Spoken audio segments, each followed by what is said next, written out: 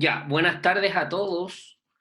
Los voy a silenciar para comenzar la presentación. Muchas gracias por asistir a este webinar, donde vamos a revisar el rol que estamos jugando los kinesiólogos en la pandemia de COVID-19, en la cual Chile y el mundo se está enfrentando. Contamos con la presencia del jefe de carrera, don Gerardo Yarzún, y un grupo importante de kinesiólogos, como el señor Maxi Encina, por ejemplo, que veo por ahí, varios internos y estudiantes en general de la carrera, ¿ya? Entonces ahora procedo a silenciarlos y vamos a comenzar con la presentación. ¿Se escucha bien, cierto? Sí. ¿Sí? Ya. Sí, profesor, se escucha bien. Perfecto.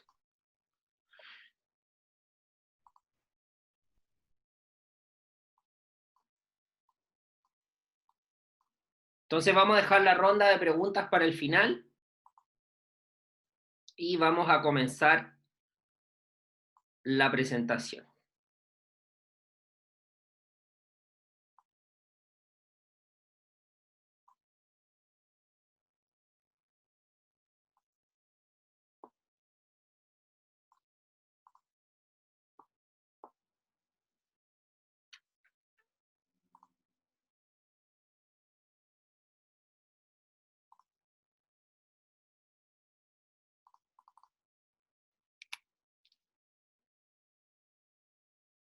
Entonces, mi nombre es Rodrigo Álvarez, ya yo soy profesor de las asignaturas de Kinesiología Cardiorrespiratoria en la Universidad Santo Tomás. También participo activamente en la Sociedad Chilena de Enfermedades Respiratorias y en la nueva Sociedad Chilena de Kinesiología Respiratoria. No puedo comenzar esta presentación sin agradecer de forma importante a estas dos sociedades porque han elaborado guías de recomendación bastante completas con respecto al manejo general que tenemos que tener los profesionales de la salud en los pacientes con COVID. Ya, si bien probablemente un kinesiólogo que ve adultos mayores, que trabaja en un hogar de adultos mayores, que trabaja en un centro médico, donde sea se esté desempeñando actualmente, debe tener bastantes precauciones con respecto a los pacientes, tanto positivos, sospechas o incluso pacientes asintomáticos que eventualmente pudieran estar cursando con la enfermedad. Porque el coronavirus se ha transformado en una enfermedad bastante silenciosa en todas las sociedades y sobre todo en Chile, donde tenemos una tasa de contagio por cada 100.000 habitantes altísima, y por ende es importante que conozcamos un poco sobre el manejo de este virus y también cómo nos podemos cuidar nosotros, nuestra familia, nuestros seres queridos y el resto del personal de la salud. Entonces aquí vamos a hablar un poquito de historia, ¿ya? Esto no está sacado de ningún artículo científico, sino que está sacado de la página de la National Geographic, ¿ya? Donde ellos hacen una recopilación a lo largo de la historia de todas las pandemias que hemos tenido en nuestro planeta. Y vamos a partir definiendo una pandemia como una epidemia, pero que se propaga a través del mundo. Entonces, antes de hablar de pandemia, vamos a hablar de epidemia.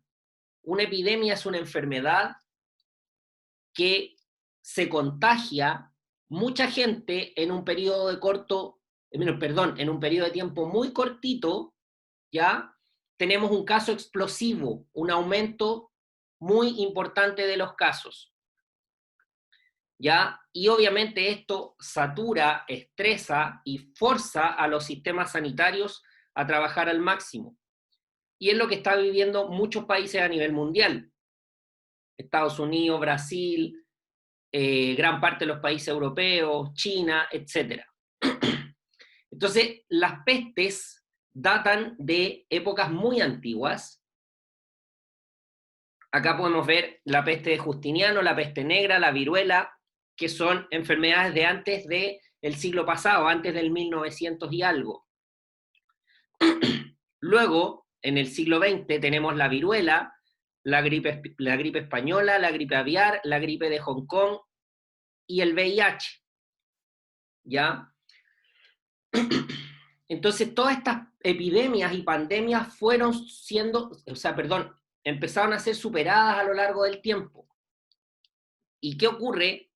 Que hay una epidemia que en realidad se ha mantenido a lo largo del tiempo por sus características de ser una enfermedad de transmisión sexual como el VIH.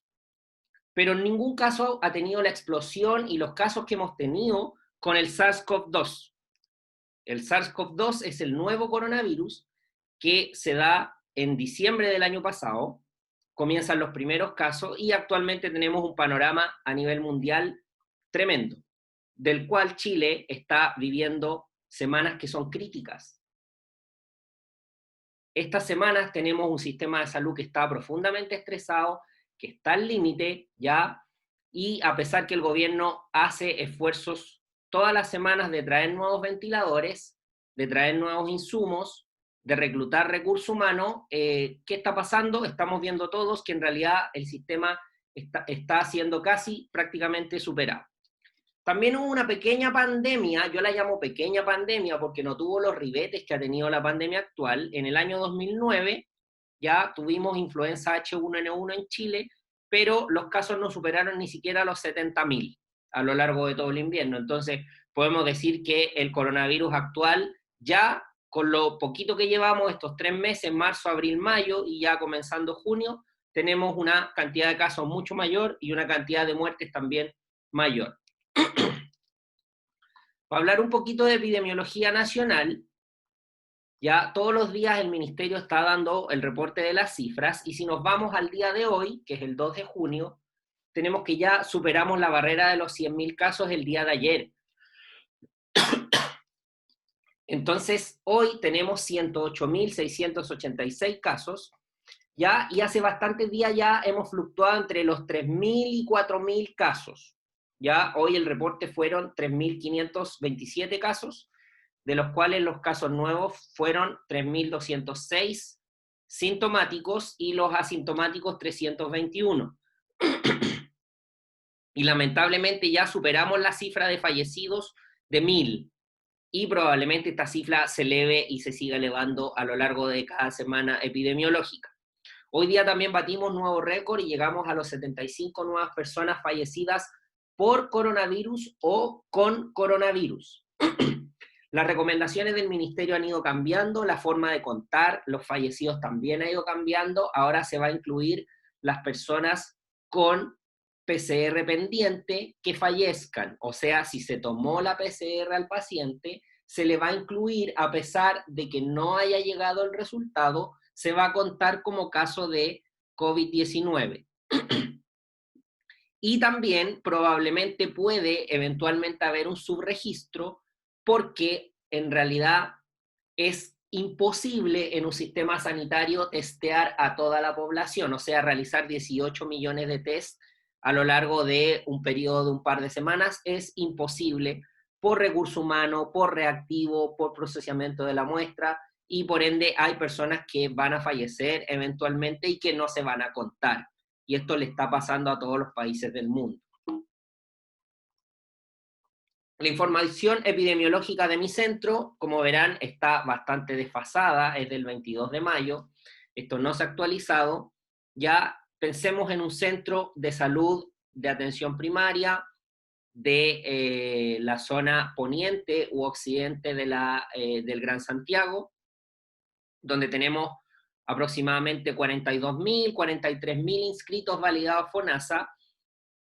Podemos ver que la cifra es bastante alta, o sea, casi 200 personas de 40.000, lo que te dice que el coronavirus está en la región metropolitana de forma importantísima y que las medidas de confinamiento no han sido del todo efectivas si nos comparamos con otras regiones.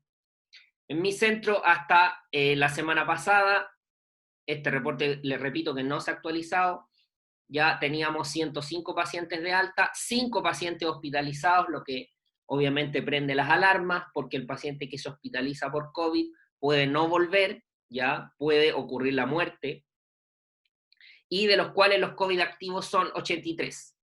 En mi centro en particular, la relación activos versus altas está invertida que a nivel nacional. A nivel nacional tenemos pacientes que son activos, que son contagiantes, en mayor medida que los pacientes que ya superaron la enfermedad.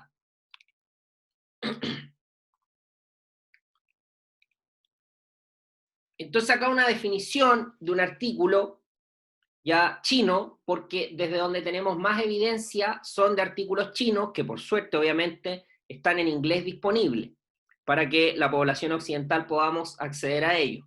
Entonces ellos hablan que el coronavirus pertenece a una extensa familia de virus que afecta al ser humano y varias especies de animales, y que hay 6 cepas distintas de coronavirus, y si ustedes recordarán, al leer la guía clínica de ira baja, cuando ustedes leen la patología bronquitis aguda no obstructiva, aparece el coronavirus.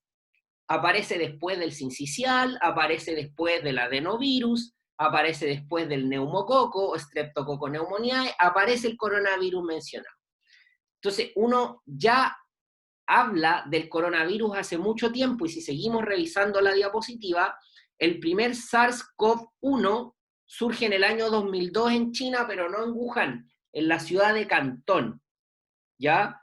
Y generó una epidemia local que no logró propagarse a nivel mundial. Estamos hablando del año 2002, donde el tráfico aéreo no era tan grande, donde no teníamos un mundo tan globalizado, donde China no era tan abierto al mundo, y por ende este SARS-CoV-1 del 2002 no pasó a mayores.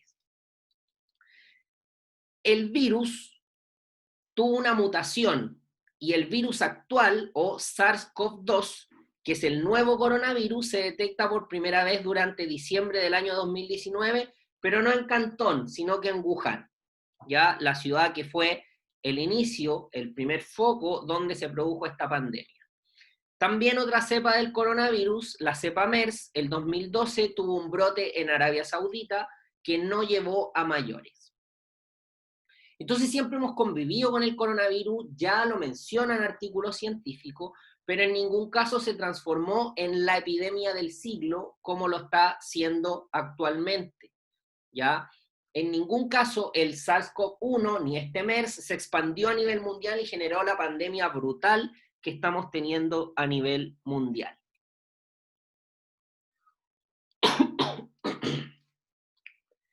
Me interesa dejar súper claro que lo que voy a hablar puede cambiar en cualquier momento, ¿ya? E idealmente me encantaría que cambiara pronto, que hubieran fármacos más efectivos de los que hay actualmente para el COVID, ¿ya? Entonces, ¿qué nos dicen las sociedades científicas? La Sociedad Chilena de Enfermedades Respiratorias, la SOCHIMI de Medicina Intensiva y la Sociedad Chilena de Infectología, te dice que las recomendaciones que ellos dan a los clínicos, en este caso médicos, kinesiólogos y enfermeras principalmente, pueden variar, ¿ya? En realidad lo que se recomienda actualmente está en constante evolución. Entonces esto puede variar según evolucione nuestro conocimiento acerca del COVID y la situación epidemiológica. La evidencia actual es limitada y sujeta a cambios y actualizaciones. Y quienes han aportado más evidencia científica a esto son los chinos. Los chinos han publicado una cantidad importante de artículos de COVID, pero lamentablemente todavía no existe el fármaco efectivo para el COVID, ¿ya? Esto es súper distinto a una neumonía bacteriana, donde si el antibiótico cubre, por ejemplo, al neumococo, al estafilococo aureus, al hemófilo influenza, al micoplasma, a la bacteria que sea, si el antibiótico cubre a este agente bacteriano, sanar o curar la infección es bastante sencillo, o sea, el paciente a los 2-3 días ya se siente mejor. En este caso no, todavía no existe el fármaco que ataque realmente al COVID. Me interesa mostrarles en esta diapositiva el formulario que se ocupa a nivel nacional para muestrear, para tomar la PCR, que es el examen que los kinesiólogos a nivel nacional estamos tomando para diagnosticar el COVID activo, positivo y contagiante. Entonces, si ustedes revisan acá, los síntomas que deben existir para tomar el examen, ya uno o más de estos ya se considera el paciente sintomático. O sea que el sujeto tenga fiebre sobre 38, dolor de garganta, dolor muscular o mialgia, neumonía, encefalitis, que se diagnostica en el hospital obviamente, tos, congestión nasal, dificultad respiratoria, hipotensión, cefalea, taquipnea, hipoxia, cianosis, compromiso hemodinámico, consulta repetida por deterioro clínico. En este formulario no aparece un síntoma que han reportado una gran cantidad de pacientes, pero que sí los chinos, en este artículo ya nos relatan que es la anosmia, o pérdida del olfato. Entonces, si nosotros revisamos esta diapositiva y la vemos de manera crítica, en realidad el coronavirus se parece bastante a una neumonía bacteriana, se parece bastante a la influenza, o incluso se puede confundir con el resfrío común que lo provoca el rinovirus. Entonces, de manera clínica no hay cómo saber que un sujeto tenga coronavirus. Lo que ha pasado en las últimas semanas epidemiológicas, en las últimas 3-4 semanas, que el ministerio se ha dado cuenta, y las clínicas privadas, que también aparte de la PCR toman la IFI, ya una inmunofluorescencia indirecta, donde analizan en un panel distintos virus y bacterias, que prácticamente el único microorganismo que está circulando es el coronavirus. Lo que en pediatría ha representado algo súper positivo, porque el virus respiratorio sincicial, que hace estragos todos los inviernos con nuestros lactantes, o sea, con los menores de 2 años y mayores de 1 mes, en el grupo de lactantes, excluyendo a los neonatos, este virus no está circulando el sincicial. Entonces, imagínense el escenario ya complejo que tenemos en el sistema sanitario si le agregáramos el sincicial, sería terrible. Por suerte no está circulando, básicamente porque los lactantes están en la casa, porque las salacunas no están funcionando, porque los jardines infantiles no están funcionando, porque los colegios no están funcionando, y eso ha detenido un poquito el contagio de esta población pediátrica.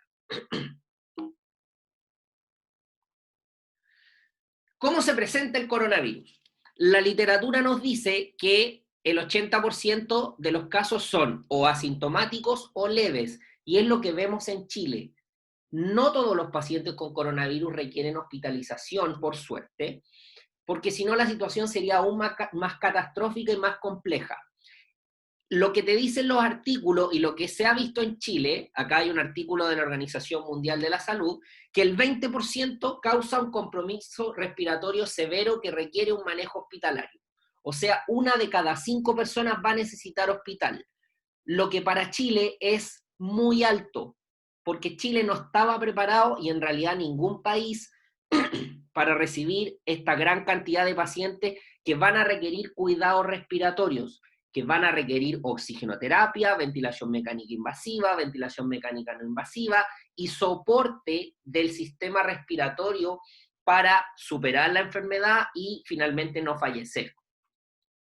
Entonces, el 20% de los pacientes requiere manejo hospitalario, y al ser pacientes muy contagiantes, requiere que los kinesiólogos sepamos muy bien cuáles son los procedimientos de mayor riesgo y cómo debemos cuidarnos para no contraer nosotros la enfermedad. ¿Qué tan contagiante es el virus? El coronavirus es muy contagiante. Tiene un índice de rango de reproducción básica altísimo, que es aproximadamente 3. ¿Qué significa esto? Que una persona contagia potencialmente a 3 personas con coronavirus. Entonces, una persona contagia a 3, estos 3 contagian a 9, estos 9 contagian a la potencia de 3, elevado, elevado, elevado, y tenemos casos pero dramáticos como el que vive en Nueva York, por ejemplo, que ya solo la ciudad tiene más de 1 millón de contagiados. ¿Ya? ¿Y qué ocurre con este virus? Que la incubación también es más o menos lenta, aparece en promedio a los 5 días. La incubación, los artículos científicos te hablan de 4,8 más menos 2,6 días de desviación estándar. Entonces, en términos prácticos y en palabras simples, si a ustedes les preguntan, y la información que se le da a la ciudadanía, que el virus se demora 5 días en aparecer los síntomas desde que se incuba la enfermedad. Por ende, hay un periodo de latencia en el cual la persona es asintomática y es sumamente contagiante, ¿ya? Por eso es muy importantísimo el confinamiento, el quedarse en la casa y tomar todas las medidas de protección necesarias. Ya el rango que hablan las autoridades chinas de incubación es tan amplio que va entre 2 y 14 días. Por eso las cuarentenas deben durar 14 días. El gobierno el día de ayer habló de acortarlas a 10 días, pero hoy el ministro tuvo que desdecirse y dijo que lo iban a consultar con el comité de expertos y la recomendación sigue siendo 14 días al día de hoy. ¿Y cuál es la estrategia que tienen la mayoría de los países que se están haciendo cargo del coronavirus? Es enlentecer y retrasar la curva. Y si nos vamos hasta hace un mes atrás, Chile iba bastante bien con esto. No teníamos más de 1000 casos diarios, tuvimos harto tiempo con 500 casos diarios, prácticamente la mitad de mayo y casi todo abril estuvimos bastante bien, con 500 contagios diarios. Entonces la estrategia de los gobiernos es que las personas se vayan contagiando lento. Pero ¿qué ha pasado en una ciudad tan grande como Santiago, ya donde se ha visto precariedades importantes desde el punto de vista de el sustento que tienen las personas a diario, el hacinamiento, ya las pocas posibilidades de hacer teletrabajo, los despidos masivos y uso del seguro de cesantía, etcétera? No viene al caso que nos detengamos tan en extenso en esto, pero sociológicamente la región metropolitana se ha visto que no está preparada para un confinamiento estricto, porque para confinar a la gente hay que garantizarle mínimos estándares de calidad de vida. Es imposible confinar en CITES, por ejemplo. Es imposible confinar familias vulnerables económicamente donde el jefe de familia necesita salir a trabajar. Entonces vemos que en esta diapositiva lamentablemente hay un límite de capacidad del sistema sanitario que Chile lo tiene bastante al borde. Estamos al límite del colapso, estamos al límite de decir que la región metropolitana tiene el 100% de las camas ocupadas. Para esto hay distintas estrategias: reconversión de cama, traída de insumos médicos, en la red privada se ha integrado a la red pública de salud, etc. El ministerio está haciendo todo lo posible para no llegar al límite de capacidad del sistema sanitario, pero eventualmente durante esta semana, la próxima o la subsiguiente podemos llegar a decir que no hay camas en la región metropolitana, lo que va a traer bastantes consecuencias desde el punto de vista de la mortalidad, obviamente, ¿ya? ¿Cómo se transmite el coronavirus? ¿Ya? Hay 3 grandes formas de transmitirlo. La primera son las gotitas. Básicamente, la gotita es recibir la tos o el estornudo de una persona. Alguien me tose literalmente o me estornuda directamente y yo inhalo esa partícula. La transmisión de gotitas no es tan frecuente ya, porque en realidad si ustedes toman el transporte público, si salen de su casa, ya hay leyes bien estrictas de usar mascarilla. Entonces la gotita en realidad no está siendo el sistema preponderante de transmisión. Pero sí el aerosol.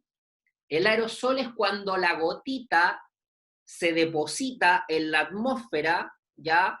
Y comparte espacio con el nitrógeno, con el oxígeno, con el CO2 que yo respiro en una habitación, ¿ya? Entonces, yo puedo respirar aerosoles, por ejemplo, de una oficina de trabajo, en una casa, en una pieza, en un ascensor, en un vagón del metro, etc.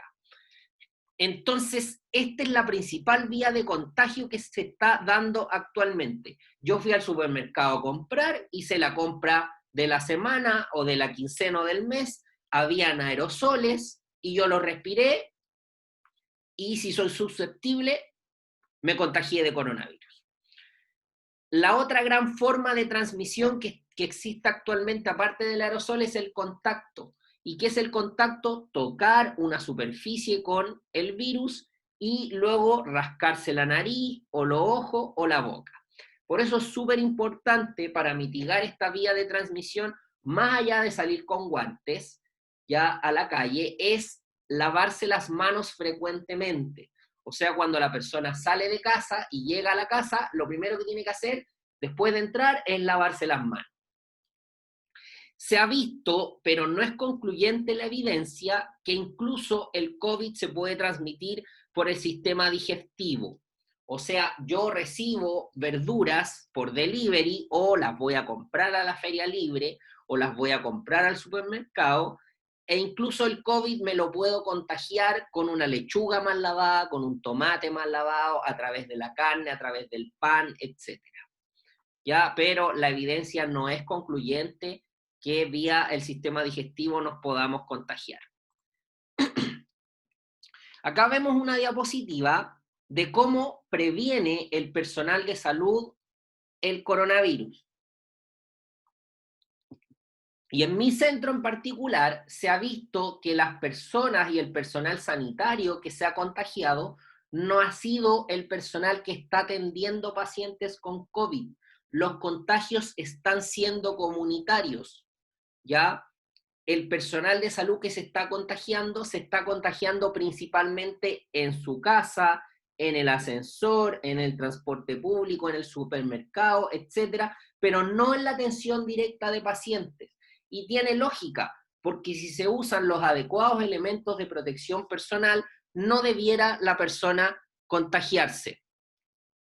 Entonces vemos acá al kinesiólogo que trabaja conmigo, don Ricardo Tolosa. Lo vemos que está con cubrezapatos, que tiene un traje completo tipo fumigador, o en su defecto puede ser una pechera. Él está con doble guante de procedimiento. También tiene un casco facial que se puede reemplazar por una antiparra, pero lo ideal que sea un casco facial completo. Tiene una cofia o gorrito quirúrgico y una mascarilla N95, y encima de la mascarilla N95 se coloca una mascarilla quirúrgica, porque la idea es ir desechando esta mascarilla quirúrgica a medida que van pasando las horas para resguardar el recurso de la mascarilla N95, que ha escaseado en varios servicios de salud. ¿Qué ventajas tiene la mascarilla N95 sobre la mascarilla quirúrgica? Tiene un filtro mucho más potente, filtra mucho más las partículas del aire que está respirando el kinesiólogo. Acá vemos también personal de mi centro de salud en domicilio, en terreno, donde no vemos este traje tipo fumigador, sino que vemos pecheras de plástico. Ya es súper importante, aparte de colocarse los elementos de protección personal, la forma de retirárselos. Es ahí donde hay mayor riesgo de contagios, de contraer la enfermedad. Vamos a ver si puedo reproducir este video.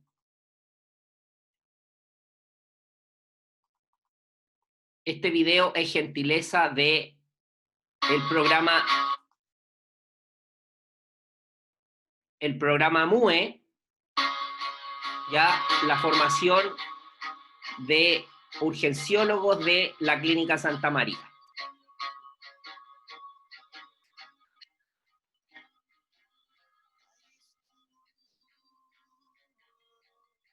Entonces vemos la enfermera lavándose las manos, ya tiene el gorrito o cofia, ya tiene la mascarilla, y ella se va a colocar primero la pechera.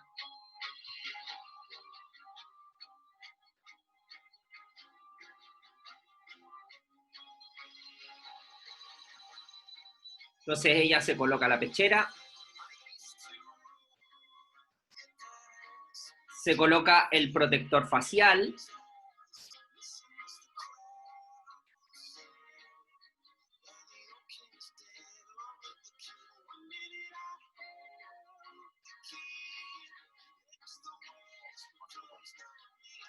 y se coloca los guantes.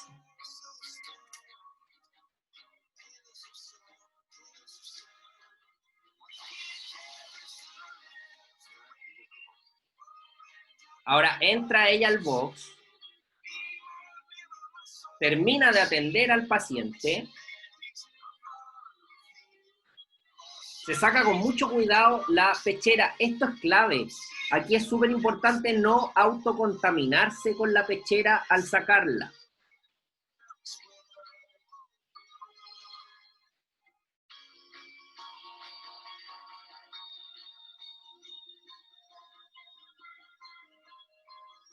se lava las manos, lavado clínico de al menos 20 segundos,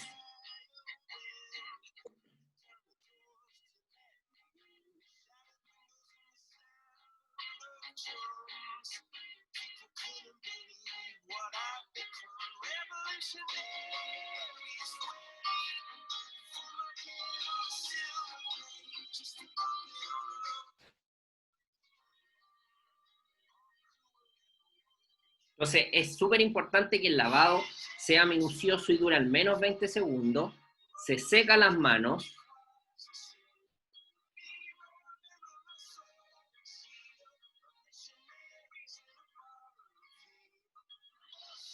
se retira el casco, lo deja en el piso y elimina el gorro.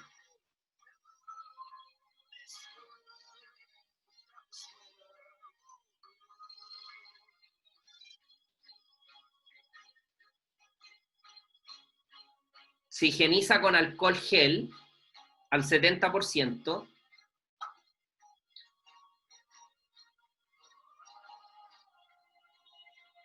Toma el casco, sale de la pieza, elimina el casco,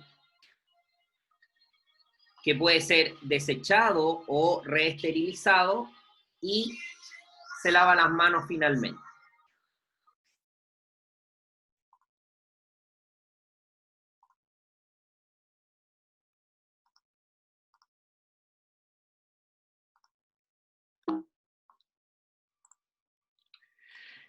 ¿Y a qué riesgo nos vemos enfrentados los profesionales de la salud? Exponernos prolongadamente al virus, o sea, compartir habitaciones con pacientes con coronavirus.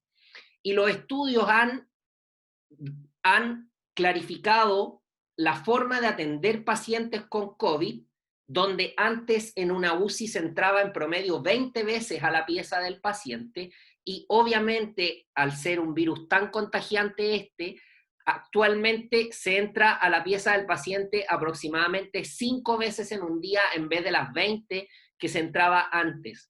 Entonces, cuando el profesional sanitario que entra, médico, kinesiólogo o enfermera, entra a ver el paciente, debe optimizar el tiempo de atención para no exponerse por tiempos tan prolongados a los aerosoles de esta pieza.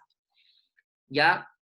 El riesgo que es importante también es lavarse mal las manos o derechamente no lavarse las manos, saltarse algunos lavados de manos entre paciente y paciente. No tener el equipamiento de protección necesario, y esto es dramático porque en algunos lugares de verdad que no hay N95, que los protectores faciales escasean, que no hay cubrezapatos, etc. Entonces, un llamado también a exigir elementos de protección personal adecuados al realizar atenciones de pacientes con COVID. Si pensamos en el sistema público de salud, tradicionalmente en las salas de medicina, en los servicios de médico quirúrgico, en los servicios de cirugía, siempre han habido 6 pacientes por pieza, 8 pacientes por pieza, 12. Entonces, el hecho de que los pacientes no tengan la separación adecuada puede producir contagios masivos, ya sea infecciones nosocomiales o intrahospitalarias entre los pacientes, como del personal de salud. También el sistema público de salud no cuenta en algunos casos con habitaciones con presión negativa. ¿Qué quiere decir habitaciones con presión negativa? Son habitaciones que tienen atmósferas menores a los 760 milímetros de mercurio, y por ende el aire, la atmósfera que respira el paciente no tiene las medidas de seguridad para ser seguro. Es ideal que las salas de pacientes COVID sean habitaciones con presión negativa para que el aire y la atmósfera que está dentro de esa habitación no salga hacia el exterior, ¿ya? Al tener habitaciones con presión positiva, por ejemplo, hacemos lo contrario. Lo que hacemos es que la atmósfera salga, la atmósfera que está respirando el paciente salga hacia los exteriores. Lo ideal del paciente con COVID es que la atmósfera que está respirando en su pieza sea una atmósfera que no disperse aerosoles hacia afuera de la habitación. y también la poca circulación de aire en la habitación hace que los aerosoles se concentren dentro de esta pieza y obviamente el personal de salud puede verse contagiado. Todo esto está descrito en este artículo que realizaron los chinos, que recomiendan habitaciones con presión negativa para que el aerosol no se disperse en todo el centro hospitalario. Y los kinesiólogos, al ser el profesional que realiza y está a cargo de los cuidados respiratorios del paciente, está en contacto constante con partículas.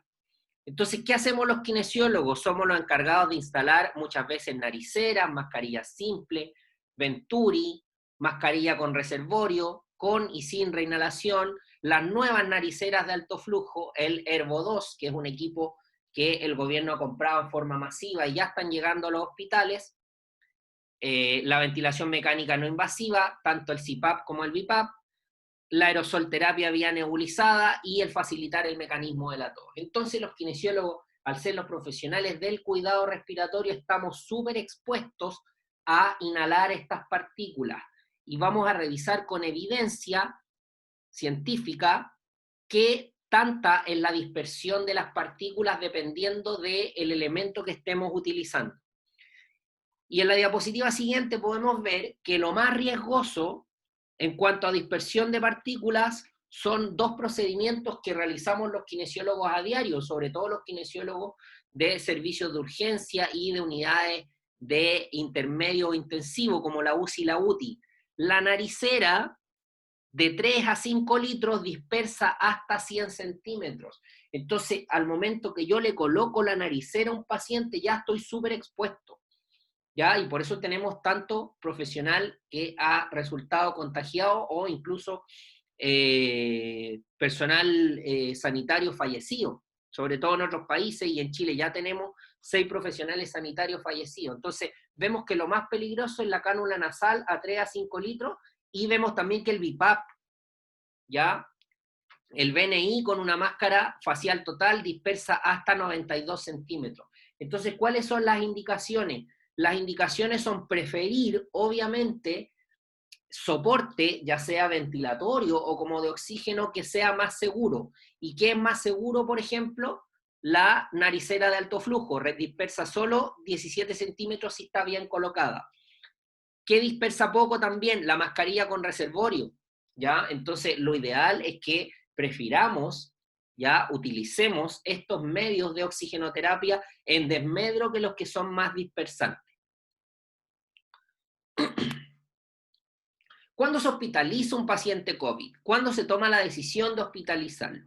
Obviamente esto es lo que nos recomiendan las sociedades chilenas, tanto de infectología como de medicina intensiva, como de enfermedades respiratorias. Se recomienda hospitalizar a un paciente cuando tiene descompensada alguna comorbilidad, diabetes, hipertensión, insuficiencia cardíaca, por ejemplo, o cuando hay evidencias de que el sujeto tiene neumonía. Y cuando hay evidencias de que el sujeto tiene neumonía, ya con el puntaje de gravedad de la ATS. ¿Y qué evalúa el puntaje de gravedad de la ATS? Frecuencia respiratoria alta, compromiso de conciencia, hipotensión, inestabilidad hemodinámica y algunas pruebas de laboratorio, ya principalmente la línea blanca alta, trombocitopenia y marcadores ya bioquímicos.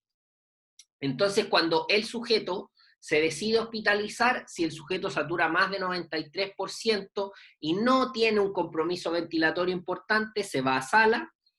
Ya lo que se está prefiriendo actualmente en los hospitales que cuentan con equipos de hospitalización domiciliaria, es preferir que el paciente se hospitalice domiciliariamente, y cuando la saturación es menor a 93, el paciente va a una sala de intermedio.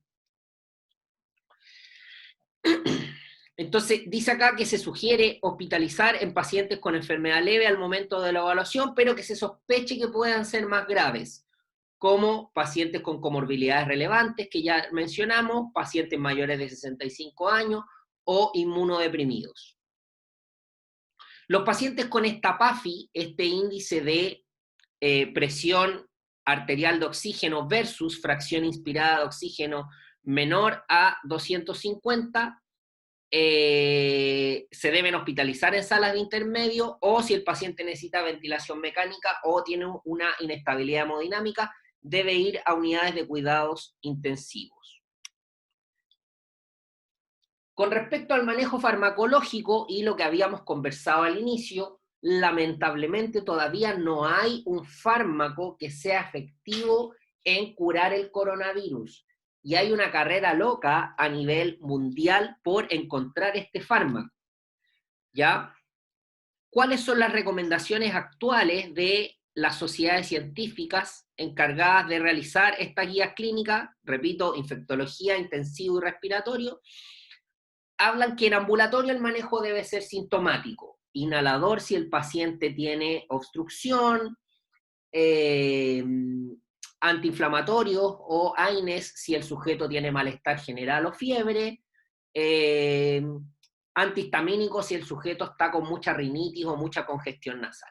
El manejo solo de los síntomas tal cual fuera un resfrío común. Si el paciente está hospitalizado, ya las distintas sociedades científicas y la OMS recomienda algunos fármacos que han demostrado tener efectividad escasa, poco concluyente, pero que en algunos casos sirven. El primero, la hidroxicloroquina, un antimalárico que siempre se ha utilizado, ya, o las cloroquinas, en realidad es el fármaco que utiliza Donald Trump y Jair Bolsonaro en sus respectivos países, en Brasil y Estados Unidos, con efectividad bastante limitada, ¿ya? La evidencia no es concluyente, estudios recientes afirman que aumenta la mortalidad, por lo tanto está en franco desuso a nivel nacional. Se utiliza también acitromicina, pero no para el COVID, sino para la sobreinfección bacteriana, por fármacos, por bacterias que son oportunistas. La acitromicina requiere una monitorización con electrocardiograma porque se ha visto que produce supras e infras desniveles y por ende no se debe utilizar de rutina. El anticuerpo monoclonal, tocilizumab, también aparece descrito en las guías clínicas, pero se debe evaluar caso a caso y la evidencia no es concluyente. Hay una serie de antivirales que han existido siempre, ya como el remdesivir, el lopinavir y el ritonavir, donde hay estudios chinos que han mostrado estudios incipientes clínicos, pero tampoco la evidencia es concluyente. O sea, resumiendo, no hay un fármaco que detenga la replicación viral, lamentablemente. Que sí se utiliza en los pacientes, los corticoides son antiinflamatorios generales, y podrían contribuir al distrés respiratorio, a disminuir la inflamación del pulmón en esta falla grave respiratoria por COVID. Los anticoagulantes, porque en especial los pacientes jóvenes están haciendo trombosis venosas secundarias al COVID, y acá se utiliza la warfarina, la heparina de bajo peso molecular, pero esto no va a atacar al COVID, sino que lo que hace es prevenir estos efectos trombóticos que tiene el coronavirus en los pacientes. Y tampoco tiene evidencia concluyente, tampoco está tan demostrado el plasma de personas recuperadas, ¿ya? Inmunoglobulinas de pacientes que hayan tenido COVID y hayan superado la enfermedad, ya ese es el test de salida del COVID, que nos puede decir que el paciente ya presenta inmunoglobulina para el coronavirus, pero la evidencia tampoco es concluyente. ¿Qué recomendaciones le dan a los kinesiólogos las guías clínicas de la Sociedad de Kinesiología Respiratoria, la SOCHIKIR? Nos dice que en adultos con COVID se sugiere usar oxígeno suplementario si la saturación baja de 92, o sea, si el sujeto satura 93 en adelante no debiera tener suplementación con oxígeno, pero si satura menos de 92 debiera utilizarse. Habla de que la cánula nasal a bajo flujo, o sea, 1 litro, debiera evitarse. Preferir ya la mascarilla simple, no la naricera.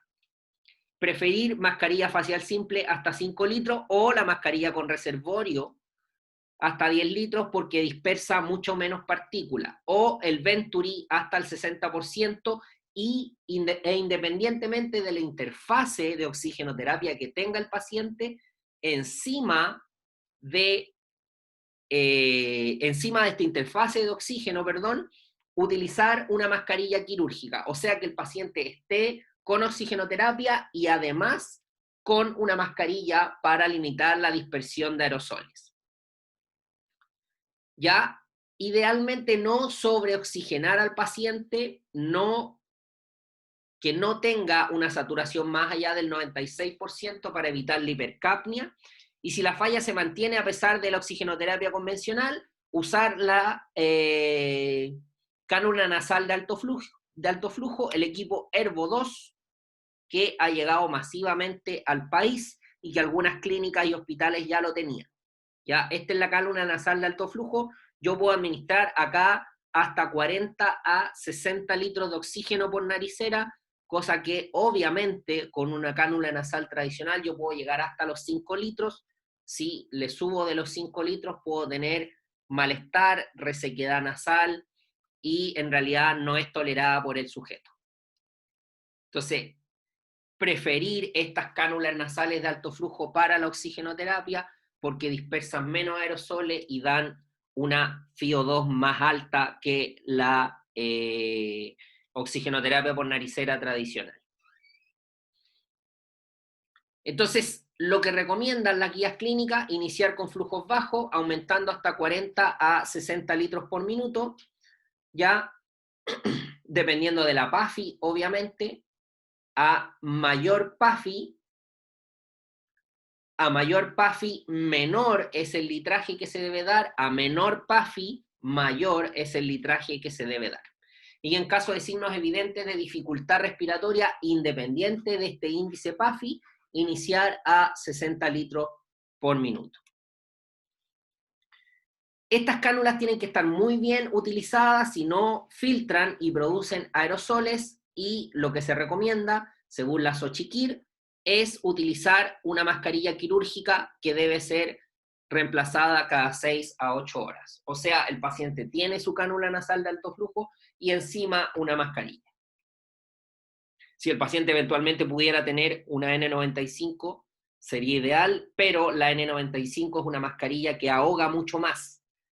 A uno le cuesta un poco más respirar con la N95, entonces si pensamos pacientes que están con disnea, que están con polipnea, obviamente colocar una N95 encima produciría claustrofobia o dificultades en respirar de manera importante. Entonces por eso se recomiendan las mascarillas quirúrgicas. El BiPAP.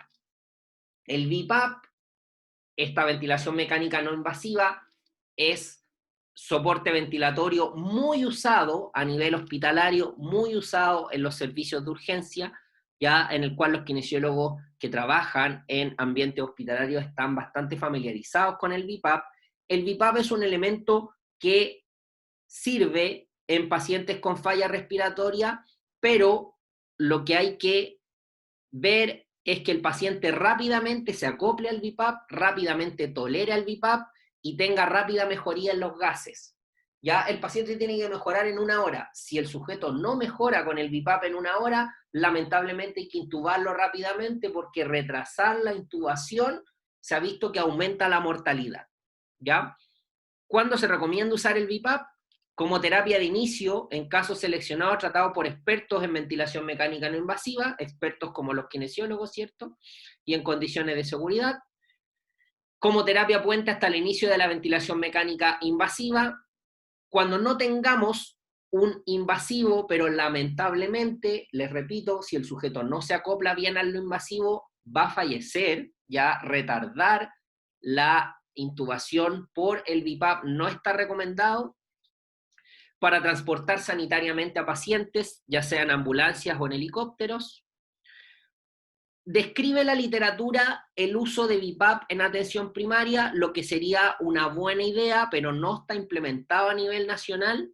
Ya algunos SAR tienen BiPAP, algunos servicios de alta resolución, pero en los SAPUS, ya que son de menor complejidad de los SAR, y en los SFAM no están disponibles los BiPAP.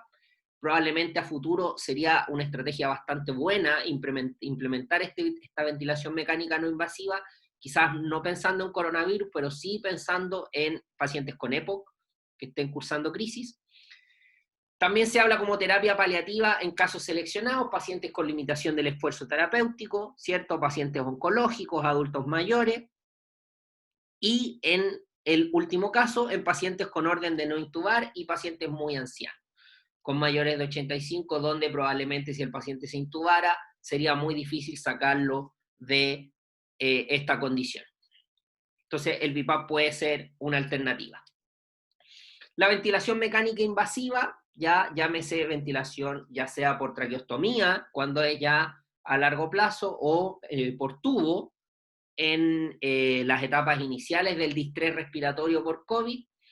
Se recomienda usar un enfoque de distrés respiratorio tradicional, ventilar a volúmenes de 4 a 8 ml por kilo del peso ideal, y alcanzar una presión plató menor a 30 centímetros de agua, dado el barotrauma y volutrauma que pueden producir presiones muy elevadas. ¿Ya? En pacientes que están ventilados mecánicamente y con distrés, se sugiere utilizar PIP altos, partir desde 10 en adelante de PIP, de presión positiva al final de la expiración, pero esto debe ser monitorizado radiológicamente por si existe la aparición de barotrauma. Algunas recomendaciones de la ventilación mecánica: evitar asincronías, ya para evitar asincronías del paciente con el ventilador, es súper importante que en las etapas iniciales del distrés por COVID exista un adecuado uso de relajantes neuromusculares, que el paciente esté sedado completo para poder ventilarlo bien. No se recomienda utilizar maniobras de reclutamiento pulmonar como rutina, ya no se recomienda que el kinesiólogo o el médico que va a manipular el ventilador mecánico haga estas subidas bruscas de presión para reclutar alvéolos, ¿ya? Y si lo hace, debe ser personal que esté bien capacitado y que sepa bien realizar estas maniobras de reclutamiento pulmonar. Entonces, ¿qué nos estamos encontrando en los hospitales? Que se han incorporado una gran masa laboral ya a trabajar con pacientes COVID, y muchas veces el colega o el médico no tiene la suficiente expertise de realizar estas maniobras de reclutamiento de rutina, y obviamente puede producir daño a nivel alveolar. Cuando hay hipercapnia mayor a 60 milímetros de agua, se recomienda utilizar humidificación activa para disminuir el espacio muerto y favorecer el barrido de CO2. Si el sujeto tiene una hipoxemia persistente con PAFI bajas, ya, si la PAFI no logra mejorar con la ventilación mecánica, porque se espera que cuando nosotros ventilamos un paciente la PAFI suba ya en un periodo de horas, que mejore de forma rápida, a pesar de tener una presión positiva al final de la aspiración y una FiO2 alta, se considera el prono. El prono se ha visto que no solo en COVID, sino que en pacientes obesos, ¿cierto? Pacientes ventilados por diversas causas, neumonías bacterianas, pancreatitis, etc. El prono sirve para reclutar bastante bien alvéolos, ¿ya? Entonces recomiendan las guías clínicas aplicar el prono precozmente, antes de las primeras 72 horas, porque el prono ha demostrado que la mortalidad disminuye en pacientes con distrés, y los pacientes con distrés por COVID no son la excepción. ¿Y qué efectos tiene el prono? El prono logra reclutar y oxigenar mejor al paciente porque hay una mayor cantidad de unidades alveolares hacia posterior. Entonces, por fisiología, mientras más unidades alveolares tengo hacia arriba, mientras más pulmón tengo en las zonas altas de la gravedad, tengo mucho mejor efecto en reclutamiento pulmonar. Entonces, la mayoría de los pacientes con COVID-19 responden bastante bien al prono, ya aumenta rápido la oxigenación y la mecánica pulmonar. Se recomienda realizar el prono de rutina a pacientes con PAFI bajas, menores a 150, o que tengan manifestaciones radiológicas evidentes de COVID. No me voy a detener a hablar de la radiología en COVID por razones de tiempo, pero el patrón que se ve en los pacientes con COVID, en el TAC, en el escáner, que es el mejor examen para diagnosticar enfermedades respiratorias, ya tiene bastante mejor rendimiento que la radiografía, son imágenes en vidrio esmerilado, ya es un patrón principalmente intersticial, de compromiso del parénquima pulmonar. Entonces acá vemos un paciente en prono, de guatita, ¿ya? Incluso el prono sirve en pacientes que no han sido intubados. Entonces, en muchos lugares se está implementando la estrategia del prono vigil o el prono consciente, que el paciente esté de guatita más la oxigenoterapia. ¿Ya?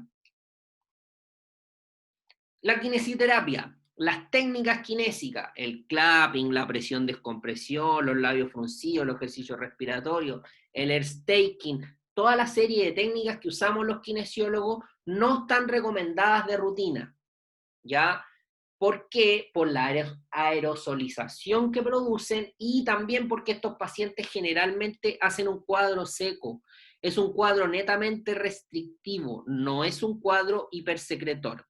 Entonces las guías clínicas dicen que solo 1/3 de estos pacientes tienen problemas de hipersecreción y lo que hay que hacer acá es educar al paciente, que el paciente ojalá tosa solo, o sea, hacer una tos dirigida, enseñar bien el mecanismo de tos, que el paciente tome bien aire, que cierre bien la glotis y que apriete bien el estómago en desmedro de que el kinesiólogo le haga estas técnicas kinésicas al paciente. Obviamente, si el sujeto necesita recibir técnicas kinésicas, hay que hacerlo con todas las medidas de protección correspondientes. También las guías clínicas recomiendan que la aspiración, ya sea por tubo o traqueostomía, ya se recomienda reducir este procedimiento al máximo y ajustarlo solo a situaciones estrictamente necesarias. O sea, se prefiere no aspirar al paciente porque obviamente la mayoría de estos pacientes no tienen un cuadro hipersecretor. Con respecto a la movilización precoz, y donde los kinesiólogos somos el profesional que está encargado del movimiento del paciente que está hospitalizado, se ha visto que estos pacientes tienen un síndrome de debilidad adquirida o síndrome de reposo prolongado. Ya este reposo prolongado prolonga el weaning o destete de la ventilación mecánica y también altera la funcionalidad del paciente. Entonces, ¿a qué desafío nos vamos a enfrentar? Principalmente la atención primaria, pero también la atención hospitalaria, a cómo salga el paciente posterior al COVID. El paciente con larga data de hospitalización en unidades de cuidados intensivos es un paciente que va a salir con una debilidad muscular importante. Entonces, ¿qué sugieren las guías clínicas? El movimiento terapéutico pasivo, ¿ya? O sea, que el kinesiólogo movilice al paciente, obviamente tomando todas las medidas y resguardos necesarios. El movimiento activo asistido, que es mucho mejor, porque acá el paciente realiza actividad muscular. El sentado al borde de la cama, la bipedestación y la marcha, según la evaluación y según el estado del paciente. Obviamente, estos pacientes con COVID hospitalarios no se fomenta que salgan de su habitación, como si lo hace un paciente cardiópata, por ejemplo, o un paciente posquirúrgico que perfectamente puede caminar, subir y bajar escaleras. Acá al paciente se le recomienda que permanezca en la habitación. Entonces nos vamos a encontrar, cuando pase esta pandemia, que ojalá sea luego, nos vamos a encontrar con una gran masa de pacientes que tuvieron coronavirus, que algunos van a quedar con secuelas pulmonares de tipo intersticiales principalmente, similares a una fibrosis, ya a una fibrosis pulmonar idiopática, a una UIP. Vamos a tener pacientes que van a salir con trastornos motores, por ejemplo, con una debilidad importante, y en el peor de los casos, pacientes que van a salir postrados. Entonces la atención primaria va a jugar un rol importante en controlar y hacer seguimiento a estos pacientes. Con respecto a la nebulización actualmente está totalmente contraindicada, no se está nebulizando pacientes en ninguna urgencia, ya porque las recomendaciones de las sociedades científicas son utilizar inhaladores presurizados de dosis medida. Nuestro tradicional salbutamol, bromuro de ipratropio, y si el paciente es crónico, ya asma y EPOC, seguir utilizando los corticoides que utiliza normalmente, pero no nebulizar. La nebulización está contraindicada por la gran cantidad de aerosolización de partículas con gran contenido de COVID que pueden emitir estos pacientes al ser nebulizados. ¿Qué complicaciones tiene el paciente hospitalario? El weaning dificultoso, ya el destete de la ventilación mecánica complejo, o sea, un paciente que dura mucho tiempo en ventilación mecánica, la neumonía asociada al ventilador, el tromboembolismo, por eso se les da heparina de bajo peso molecular, warfarina, se le está dando anticoagulante a estos pacientes, y las escaras. Ya las escaras se están produciendo en pacientes que no tienen un colchón antiescara o que no son movilizados de forma habitual.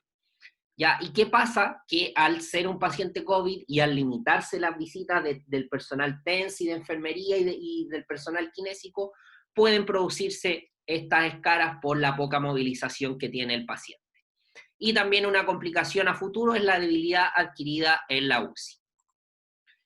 Entonces, ya pensando y ya saliéndonos un poco del ambiente hospitalario del paciente COVID, la atención primaria ya sigue y va a seguir jugando un rol muy importante en estos pacientes.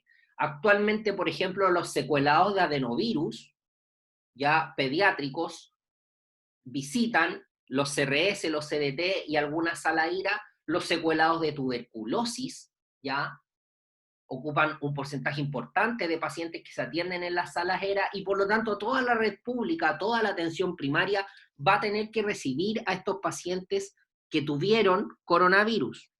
Ya, entonces vemos que los kinesiólogos estamos insertos en hartos de estos programas de la atención primaria. El programa ERA, que controla enfermos crónicos, se le va a sumar esta fibrosis intersticial por coronavirus. Ya, los pacientes que tengan disfunciones musculares importantes van a ir al programa de RBC. Los pacientes que lamentablemente queden postrados van a tener que ir al programa PADI, y los adultos mayores que superen el coronavirus y sean bastante funcionales van a tener que ir al programa MAS. Y el programa de rehabilitación pulmonar de la atención primaria, que funciona en algunos centros y en algunos centros no está implementado del todo, va a tener que realizar probablemente rehabilitación pulmonar a estos pacientes que salgan con COVID.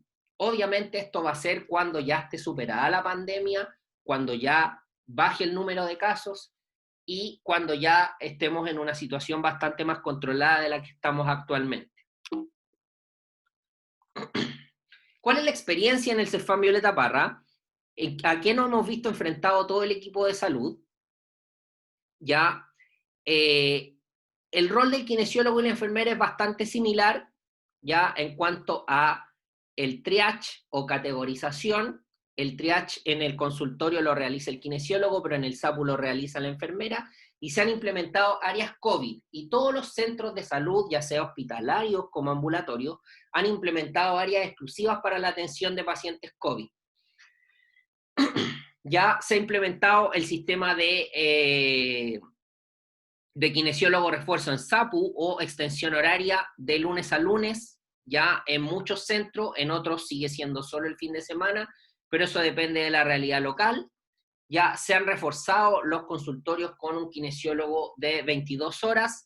La mayoría de los centros han implementado rotación del personal, algunos trabajan una semana sí y una no, otros trabajan 2 semanas sí y una no, otros trabajan 2 semanas sí y 2 no. En lo personal, en mi centro estamos trabajando 2 semanas y luego una semana libre. Entonces, dentro de las 3 semanas, todo el personal kinesiológico tiene una semana libre y 2 en las cuales trabaja. Ya se realizó en algún momento teleasistencia a pacientes, ya realizar teleconsultas, un control abreviado a distancia de vía celular principalmente, y algunos otros profesionales vía Zoom o vía videollamada, pero actualmente los kinesiólogos no estamos realizando teleasistencia dada la gran carga laboral a la que nos vemos enfrentados, ¿ya? Entonces el kinesiólogo que llega todos los años a reforzar 22 horas, este año se ha visto enfrentado a un panorama totalmente distinto, no viene a la sala IRA a hacer atenciones de SBO y neumonía, sino que ha venido netamente a trabajar en COVID. Entonces acá estoy yo con la muestra biológica que se toma el hisopado con la PCR, ya, que consiste en la introducción de un hisopo en la nariz del paciente, ya se introduce el hisopo por cada fosa. Obviamente hay que tener todas las medidas de protección. Acá vemos a la kinesiólogo fisioterapeuta española con doble guante, pechera, cofia o gorro, mascarilla N95 antiparra, y hacia abajo está con cubre zapatos. En honor al tiempo, ya porque ya no queda mucho tiempo de conexión, no les voy a mostrar el video, pero se los puedo hacer llegar. Un video del gobierno de la Sanidad Española, el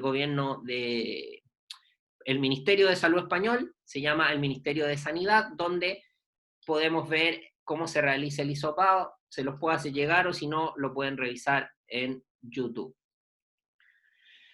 ¿Cuál ha sido el trabajo que hemos tenido en mi centro? La gestión del programa postrado, en el cual yo soy el coordinador de este programa. Los kinesiólogos, mis colegas, están participando en el triage o categorización de pacientes. Estamos tomando muestras de hisopado y PCR. Se hacen controles e ingresos epidemiológicos a los pacientes en domicilio. Le tomamos la muestra a los contactos, ya sea en el centro o en el domicilio, y se realiza visita domiciliaria a los pacientes con COVID, ya principalmente al ingreso, y al alta, que es a los 14 días, para ver si siguen o no sintomáticos. Si el sujeto a los 14 días ya no está sintomático, se le da de alta, porque, según las recomendaciones de la OMS, a los 14 días el sujeto ya no contagia. Entonces ahí vemos en la foto de algunos de mis compañeros, está mi jefa, la kinesióloga Paula Fornes, el equipo de kinesiólogos, ya donde se han integrado profesor de educación física y terapeutas ocupacionales en labores principalmente administrativas. Es en la carpa de aislamiento donde se hace el triage de pacientes COVID. Este ha sido un desafío importante para todos.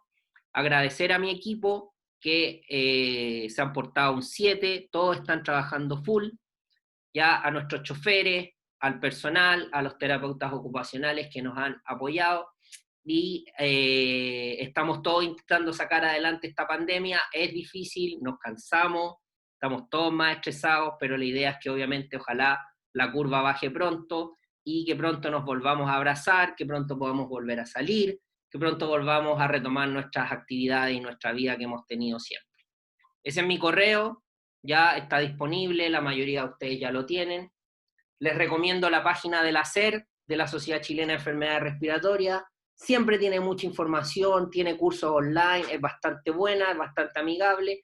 Y el Instagram de la SOCHIKIR, de la Sociedad Chilena de Kinesiología Respiratoria, no tiene página web actualmente, pero sí en el Instagram publican bastantes artículos y son bien activos en redes sociales. Ya esta sociedad la relanzaron un grupo de colegas y le han dado nuevos aires. Van a hacer un congreso que se suspendió, que iba a ser en abril, así que los invito a conectarse a las redes sociales de ellos y participar. Muchas gracias por escucharme. Vamos a pasar a las preguntas o comentarios que tengan.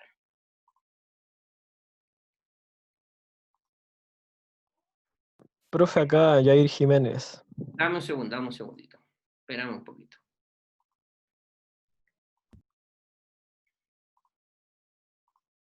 Dime, Yair. Hola, hola. Cuéntame. Hola. Profe, tengo una duda yo con respecto a los pacientes que ya les dieron en alta de COVID. ¿Ya? Bueno, como usted acaba de decir, el patrón fibrótico debe tener lo más probable un patrón restrictivo en una espirometría. Y eso va mi pregunta. ¿A usted le ha tocado, o no sé si es aconsejable, realizarle una espirometría para ver la evaluación del funcionamiento pulmonar a los pacientes ya de alta de COVID, o no se hace? Mira, actualmente la espirometría está suspendida a nivel nacional por la aerosolización que está presentando. Cuando tú tomas una espirometría hay muchos aerosoles. Entonces, por ahora la espirometría, ya sea para diagnosticar asma, para diagnosticar EPOC, para controlar asma, para controlar EPOC, no se está utilizando. Mira, acá está mi colega de mi centro, don Yusef Numi. No sé si me escucha, no sé si está atendiendo. Él podría contarte un poco, más o menos, si se están o no tomando espirometría. Yusef, ¿estás por ahí? Sí, estoy acá. ¿Me Hola, escuchas? hola, ¿cómo estás? Bien, ¿y tú? Bien, súper, todo bien. Cuéntale un poquito aquí a Yair qué sucede con la espirometría en este tiempo. Porque tú eres el encargado del programa ERA. Mira, por el momento no se están tomando espirometrías. La verdad están suspendidas a medida de precaución, por lo que decías tú y hablabas tú sobre el tema de la aerosolización. Básicamente es por un tema de cuidado hacia nosotros como personal de salud y porque las áreas las reconvertimos para estar trabajando en las áreas COVID, o sea, la sala era prácticamente nosotros la transformamos en sala de aislamiento para recibir pacientes con COVID, con sospecha para toma de muestras. Entonces hoy en día estamos abocados en otra labor y yo creo que es un desafío importante que se va a venir más adelante, que es ver este tema de los diagnósticos de pacientes a través de espirometría y también con el tema de la interpretación radiográfica o imagenológica. Muchos colegas no se manejan, entonces eso es un tema importante igual. Lo hace bonito también aprender rehabilitación pulmonar con una nueva experiencia y un nuevo enfoque. Nosotros en el centro hacemos rehabilitación pulmonar a pacientes oxígeno dependientes y con daños o lesiones como tuberculosis, pero va a ser un nuevo desafío y es una nueva área para a lo mejor meter más colegas en APS para rehabilitación. Claro, Ok. como dice Yusef, que trabaja conmigo, cuando pase la pandemia y veamos cómo quedaron los pacientes con COVID, vamos a probablemente ver que vamos a tener alteraciones restrictivas, vamos a tener pacientes oxígeno dependientes si salieron muy deteriorados, vamos a tener pacientes con enfermedades intersticiales importantes, y si bien la rehabilitación pulmonar empezó en el paciente con EPOC, hay una kinesióloga que se llama Daniela Díaz que creó un programa de rehabilitación pulmonar en pacientes con fibrosis pulmonar idiopática, un programa súper bueno. Y el kinesiólogo Rodrigo Torres, que trabaja en Barcelona, también está haciendo rehabilitación pulmonar en intersticiales e incluso en pacientes con hipertensión pulmonar, o sea, con EPOC severo, ya EPOC con cor pulmonares. Entonces, probablemente, como dice Yusef, sí, pues vamos a tener que espirometrar a estos pacientes e ingresarlos a programas de rehabilitación pulmonar a nivel nacional, principalmente en la atención primaria. Pero por ahora, respondiendo a tu pregunta, no hay espirometría. Te quería preguntar, ¿ustedes Ya, profe, perfecto, gracias. Súper. ¿Alguien más quiere hacer alguna pregunta? Profesor, buenas tardes. Habla Joan. Joan Peralta, hola, hola, cuéntame. Mire, con respecto a la oxigenoterapia, usted mencionó de la vía aérea. Cuando agarrado fuera, porque obviamente pues Hay alguien con el micrófono prendido, espérate un poco. de la formación, del turno, del trabajo. Espérate, que hay alguien con el micrófono prendido. Ya, Joan, dale. Ya. Ahora sí. La oxigenoterapia vía naricera de alto flujo que usted mencionó, ¿Sí? el otro día en una conferencia que se dio en la televisión, en las noticias, salió hablando el ministro con respecto a lo mismo, que se estaban implementando estos nuevos como maquinarias que han llegado, y él mencionó que esto reemplaza en primera instancia en un 50% el uso de la ventilación mecánica invasiva. No sé qué opina usted con respecto a eso. A mí me quedaron muchas dudas con ese tema. Entonces no sé si será tan así o si yo lo entendí mal, pero me gustaría que me aclarara eso, profesor, en base a su experiencia. O sea, yo no tengo gran experiencia hospitalaria, ya mi experiencia es principalmente de atención primaria. Ahora, yo te puedo decir que en realidad la naricera de alto flujo en ningún caso va a reemplazar al ventilador mecánico porque tienen funciones distintas. El ventilador mecánico lo que hace es reemplazar la función diafragmática, ¿ya? Entonces, si tú tienes una falla respiratoria, la oxigenoterapia no te va a reemplazar esta falla, ¿ya? Perfecto, entiendo. Entonces, en ese caso, como que una información errónea por parte del máximo ministro, ¿cierto? O sea, sí, pues, Pero dijo así súper claro y que me pareció como... ¿Aló? Sí, lo escucho, profe. Dime. La naricera de alto flujo no reemplaza la función del diafragma, como sí lo hace la ventilación mecánica. No. Perfecto.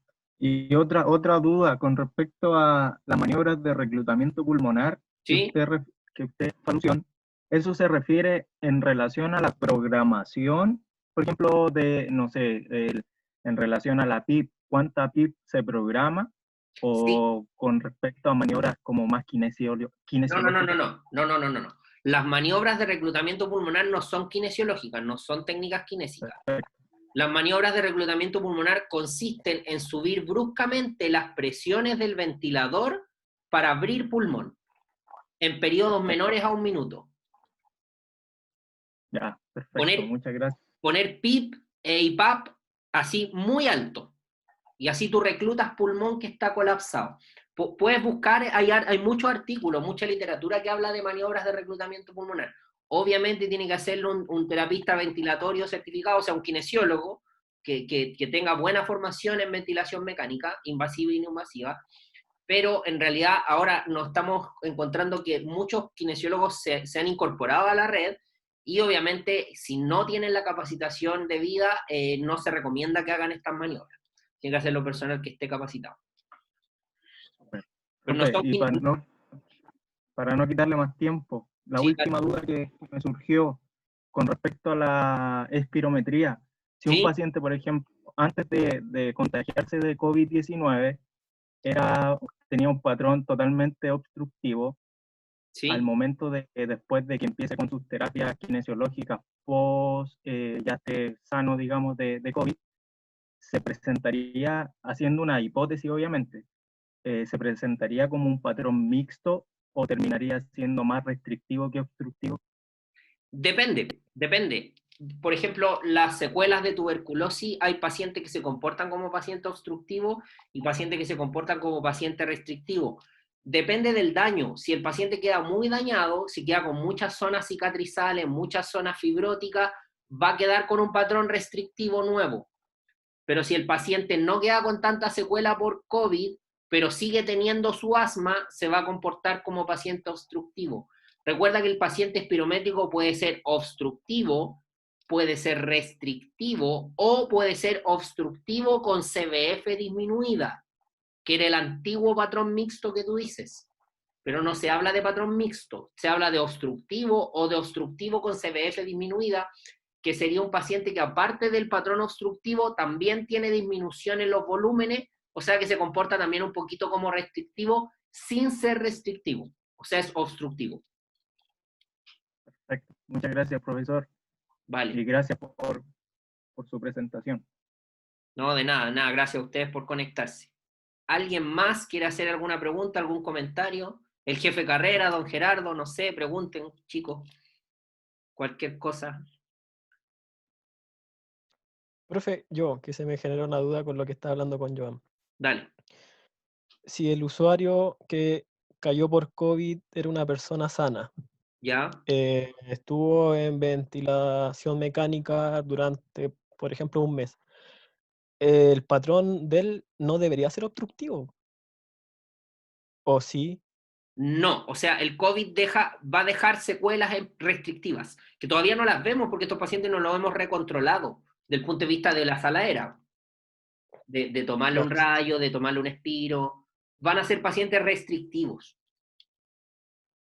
Pero sí o sí, por ejemplo, bueno, otra duda, si el usuario ya estaba en COVID o en cualquier enfermedad pulmonar y alcanzó a estar solamente 1 semana o día en ventilador mecánico, aún así hay secuelas por estar prácticamente 1 semana postrado y sin una función pulmonar funcional.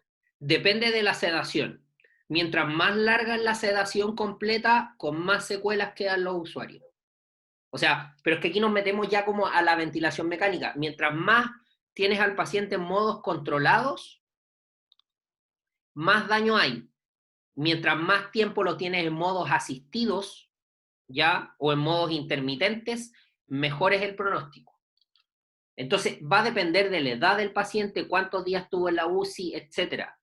Los pacientes con COVID se demoran en salir de la UCI, no están 1 semana. La mayoría están 2 semanas, 3 semanas, 1 mes. Ya no es una enfermedad rápida, lamentablemente. Ya, profe, comprendo, muchas No gracias. es una neumonía bacteriana, muchas neumonias bacterianas salen rápido. Las neumonias virales son más complejas, se demoran más en salir de la UCI. Entonces, probablemente tengamos muchos pacientes que salgan con mucha debilidad muscular o derechamente postrados. Ya, profe, gracias.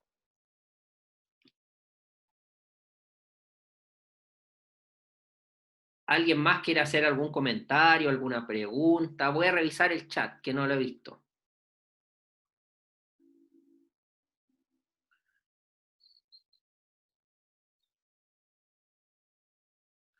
No hay preguntas por el chat. ¿Alguien más quiere comentar algo? ¿O preguntar algo? Don Gerardo, no sé si está por ahí, si se fue.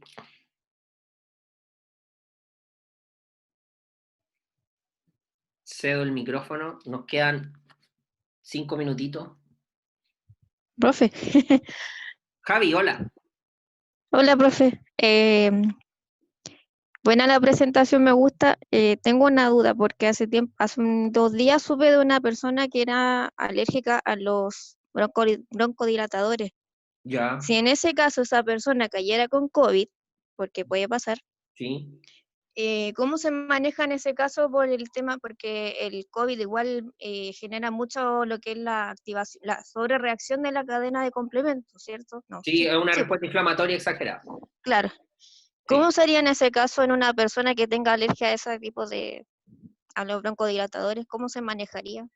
O sea, el manejo broncodilatador en COVID no es de rutina, porque al ser una Ya. patología restrictiva, el manejo no son los Ujú. broncodilatadores, el manejo es ventilarlo o oxigenarlo. ¿Ya? Es como una fibrosis pulmonar, pero aguda. Entonces, en realidad es una neumonía aguda, muy aguda. Entonces, que el paciente tuviera alergia a los broncodilatadores, habría que buscar estrategias y fármacos que reemplacen esto, po. Corticoides, ventilación, Ya, oxigenoterapia, etcétera.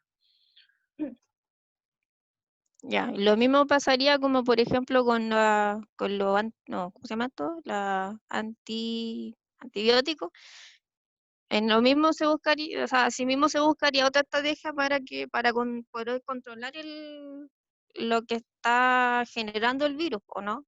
O sea, lamentablemente, al ser una enfermedad viral y al no tener un antiviral, tenemos la escoba en todo el mundo. O sea, Ah, claro. no hay un antiviral Mm, que ataque al COVID. Y si lo hay, y si lo hubiera, la pandemia no sería tan compleja. O sea, para el claro. 2009, si bien no teníamos, no tuvimos tantos contagios, teníamos un antiviral que tenía cierta efectividad, el oseltamivir o Tamiflu. El Tamiflu, no sé si se acuerdan, pero el oseltamivir tenía una efectividad no tan buena, pero funcionaba bastante bien en la replicación de la influenza H1N1. Ahora, lamentablemente, no tenemos un antiviral, Claro. entonces solo se da soporte. Y al solo dar soporte Ah, ya. ventilatorio, es mucho más larga de superar la enfermedad y tenemos todo el colapso que tenemos. Entonces, respondiendo a tu pregunta, el antibiótico no es de rutina porque la infección no es bacteriana. ¿Ya? O sea, eso antiviral, perdón. Es que no hay un antiviral que sea efectivo Ah, actualmente. claro. Rusia creo que estaba probando un antiviral, pero los artículos científicos todavía no lo mencionan así como derechamente. Y Rusia no es un gran ejemplo del manejo de la pandemia tampoco. No tienen cifras muy buenas. Claro. Gracias, profe. Ya, gracias a ti. Profe, Hola, Rocío, dime. sí, yo tengo una consulta, pero es como de su punto de vista, respecto a lo que se aprobó por el uso de los splitter, que es por la ventilación mecánica para 2 pacientes. Porque según la Sochimi sacó un comunicado donde dice que lamentablemente esto no ha sido probado todavía en pacientes, solamente hay estudios biomédicos. Entonces, se sabe que puede ser un efecto más deleterio en los pacientes. Entonces, ¿cuál es su opinión o cuál podría ser de verdad el efecto? Sin tener gran experiencia hospitalaria, ustedes saben que yo vengo de la atención primaria y es mi campo de acción. Me parece difícil ventilar con los mismos parámetros a 2 pacientes, porque involucra peso, compliance, daño pulmonar. Entonces me parece que es bastante inviable programarle los mismos parámetros a 2 personas, porque la ventilación mecánica no es como el paracetamol, que tú das una dosis que son 500 miligramos para todo el mundo. Se programa según peso, según daño pulmonar, entonces yo no lo veo muy viable. Con un ventilador, ventilar a 2 personas. Claro, porque lo que decían es que era como aplicarlo en última instancia. como para decir que ya un paciente en realidad no se quede sin atención, es aplicar el uso de splitter, pero no sé qué tan viable o en realidad si se va a hacer o no, porque si ya lo aceptaron, o sea, como que el MinSal sacó y lo firmó, yo creo que es algo que todavía puede entrar en polémica. O sea, entre eso y nada, claramente es mejor que nada. Ujú. Que al final lo que hagas es mejor. No sé, Claro. una naricera. Es mejor que un abuelito fallezca con naricera que sin naricera, pues. Pero Ya. de ahí a que eso no revierta cifras de mortalidad y sea una medida efectiva, es difícil porque cada paciente requiere una programación del ventilador mecánico específica para él mismo. Claro. O sea, tendría que ser mucha la coincidencia para que dos pacientes tuvieran como los mismos requerimientos Exacto. que podría hacerse este uso. Es difícil, tienen que pesar más o menos lo mismo, medir más o menos lo mismo, entonces no es tan sencillo, Rocío. Ya, gracias, profe. Hola, profe. Hola, ¿con quién hablo? Maximiliano acá. Hola Maxi. Vi que hoy, tema off the record, hoy día empezaste en Senior Suites. Sí, allá estamos en LEAM. Está bastante compleja la cosa, está bastante compleja. Quería hacer una acotación al respecto de lo que me ha tocado ver ahí, ¿Ya? también con la atención domiciliaria. Bueno, cortito, profe, primero agradecer su presentación, súper buena. ¿Ya? Siempre tengo la oportunidad de seguir aprendiendo, así que muchas gracias, muy buena su presentación. Con respecto al punto de la ventilación mecánica, profe, lo que decía la Rocío, igual hay una confusión con respecto al splitter, porque la terapia que se ha utilizado con programación de 2 ventiladores, generalmente se utilizó en un paciente para hacer ventilación diferida en ambos pulmones. ¿Ya? Y lo que yo he leído sobre el splitter, quiere decir de que lo que dice usted, tiene que haber por ejemplo, que es muy difícil que dos sujetos tengan, por ejemplo, el mismo peso, o quizá el tema del patrón ventilatorio, etcétera, pero generalmente eso nació a medida de salvataje, pero en base a las terapias ventilatorias que estaban haciendo para esta ventilación diferida de pulmón en un paciente. ¿Puedes explicar la ventilación diferida? ¿Ya? Sí. Explícalo. ¿Cómo? ¿Puedes explicar la ventilación diferida? Lo que pasa es que yo lo que leí igual ha sido súper poquito con respecto a eso. Lo que yo tengo entendido que son pacientes que, por ejemplo, tienen una afectación fisiopatológica en un pulmón mucho más por sobre otro. En palabras como más básicas se podría decir que hay un pulmón que está muy enfermo y otro no tan enfermo. Por ejemplo, requieren menor, no sé, hay menor posibilidad de colapso en bases, colapso alveolar, etcétera. Entonces se pueden utilizar 2 ventiladores para poder hacer una ventilación diferida. ¿Y ahí necesitas 2 tubos? Claro, o sea, no, es un tubo en I, pero no me acuerdo bien, profe, en estos momentos.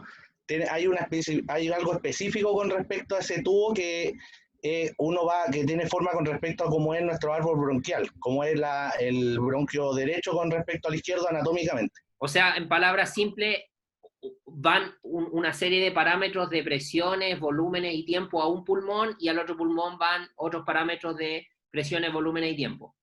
¿Cierto? Exactamente, Ya. exactamente, porque son pacientes que tienen complicaciones más en un pulmón que en el otro. Y se ha utilizado, pero no es tan utilizado. Y de ahí nació el tema de splitter, pero en realidad es como una técnica, lo que decía la Rocío, como una opción, una última opción.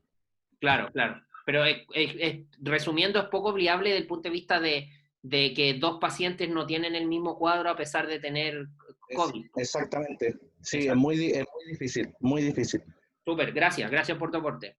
Y lo último, profe, que bueno, también nuestro deber, tanto los chiquillos que todavía están en la U y nosotros a los kines, los que estamos recién saliendo, etcétera, es que tengamos que también educar un poquito a nuestra comunidad, a nuestra familia, de que, no sé, se habla mucho de ventilación mecánica, un remedio, no, la ventilación mecánica es un soporte vital. Y por ejemplo, en mi opinión, siento yo que lo que es APS, siento que a lo largo de los años ha sido un pilar fundamental en lo que es la atención a pacientes respiratorios, porque la idea siempre ha sido de que no pase de la atención primaria de salud y llegue a hospital, y en este caso pues, la gente está erróneamente pensando de que la ventilación mecánica es como un salvataje a todo lo que está pasando, y en realidad no es así. Claro, claro. Mira, no sé si se va a cortar porque ya estamos 20 para las 8, pero en realidad, sumarme a tus palabras, la pelea del coronavirus no está en los hospitales, no está en los consultorios, está en la calle, está en la familia, está en el metro, ahí está en la cultura, en la forma que lo relacionamos, ahí está la lucha del COVID, y ahí es donde estamos perdiendo. ¿Ya? Exacto, sí. Eso, ahí es donde está el quédate en casa, más que un eslogan, hay que tomarle la importancia que tiene el quédate en casa. O sea, sal a trabajar, si es que tienes que trabajar, sal a comprar lo justo y necesario, porque la pelea del COVID, sumándome a tus palabras, no está ni en los hospitales, ni en los consultorios, está en la sociedad, lamentablemente. Exactamente, profe. Como le digo, lo que estamos viendo, muchos de los que ya estamos trabajando, es que el tema del virus está bastante potente, así que tratar de evitarlo y quedarse en la casita no va. Los que puedan quedarse en la casa. Exacto. Sí. Gracias, profe, se pasó. No, de nada, gracias a ti por los aportes, súper valioso. ¿Alguien más quiere preguntar algo? Si no, para ya ir cerrando. La presentación quedó grabada, la voy a subir a YouTube probablemente, para que la compartan con los chicos que no pudieron verla. Entonces, Hola, profe, ¿me escucha? Sí, Jorge, hola, ¿cómo estás? Sí, Jorge por acá. Profe, consulta, quiero ver la experiencia que tenían los casos de, o si ha habido algún caso en su centro de un recontagio, una reinfección de algún paciente, porque supuestamente el sistema inmune debería proteger a una persona que ya tuvo el contagio, pero se ha visto en algunos casos en Japón o en Asia principalmente que se han vuelto a contagiar, o puede que sea una teoría de que un PCR salió un falso negativo o algo por el estilo. No sé si ustedes han tenido algún recontagio en su... No hemos tenido recontagio, el sistema está al límite, mis colegas están testeando como nunca, ¿ya? La posibilidad de tomar PCR, si bien es masiva, el resultado no está llegando rápido, está llegando en algunos casos incluso a los 12, 13 días, pero yo te diría que pacientes que se dieron de alta por cuadro respiratorio COVID no han vuelto a tener un cuadro respiratorio COVID. Okay. Sí que podemos conversar esto mismo en septiembre y quizás te puedo decir que sí. Pero ahora no. Ok, perfecto. Gracias, profe. Vale. ¿Alguien más? ¿No? Bueno, damos por terminada esta sesión. Muchas gracias a todos por conectarse, gracias por su aporte. El correo electrónico está siempre abierto, las puertas están siempre abiertas de conversar y debatir sobre enfermedades respiratorias principalmente. Gracias, chicos, por conectarse, ánimo a los que tienen el internado suspendido y tranquilidad ante todo, que esto va a pasar más temprano que tarde. Chao. Chao, profe, que esté bien. Chao, profesor, muchas gracias. Que Chao, esté chao. bien. Chao, profe, gracias. Chao, profe, muchas gracias, cuídese mucho. Chao, chao. Chao, profe, gracias. Que esté bien.